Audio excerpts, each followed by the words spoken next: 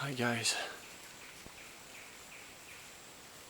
solo trek in the jungle of Kandahar.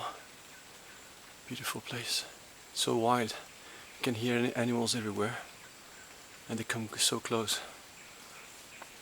We're not expecting to see any humans, so they just pass in front of you. It's crazy.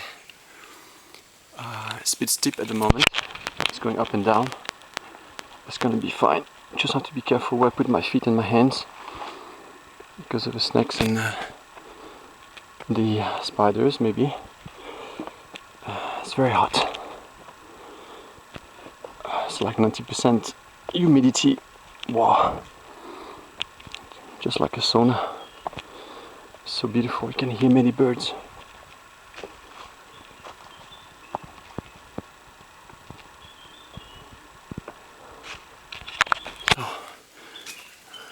At the end of the trail, I arrive at a beautiful bay, remote bay, surrounded by mangroves, and there's some corals there. So I will try to make a bit of snorkeling.